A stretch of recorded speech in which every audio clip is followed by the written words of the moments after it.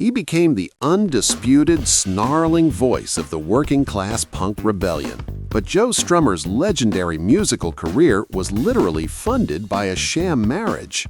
In 1975, a broke Strummer agreed to marry a South African stranger for exactly 120 pounds just so she could secure a British passport, and he immediately used the cash payout to buy the iconic, battered 1966 Fender Telecaster that he would violently strum for the rest of his life. Here are several interesting and lesser-known facts about the fiercely intelligent and complicated frontman of The Clash. Despite his street-tough, blue-collar image and anti-establishment lyrics, Strummer, born John Graham Mellor, was actually the son of a high-ranking British diplomat.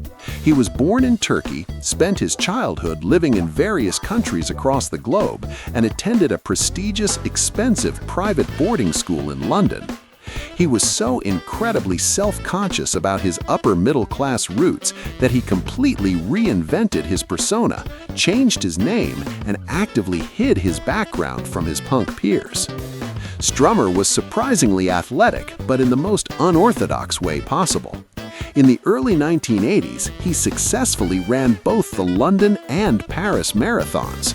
When a music journalist asked him about his rigorous physical training regimen, Strummer completely deadpanned that he didn't run a single practice mile. His only preparation was drinking 10 pints of beer the night before the race so he wouldn't feel any pain. He wasn't called Strummer by accident. His frantic, rigid, machine gun style of playing the guitar was actually born out of a physical disadvantage. Strummer was naturally left-handed, but the first friend who taught him how to play flatly refused to let him string his acoustic guitar upside down. Forced to learn right-handed, Strummer had to aggressively hammer the strings with his non-dominant hand, which directly created his signature heavy-handed punk rhythm. In 1982, right as The Clash was about to release their massive hit album Combat Rock, ticket sales for an upcoming Scottish tour were lagging. The band's manager slyly suggested Strummer mysteriously disappear for a few days to generate front-page press.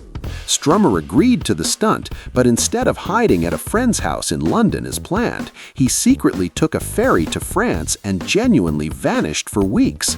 The band, management, and police panicked, having no idea where he actually went, while Strummer calmly grew a beard and hung out in Paris.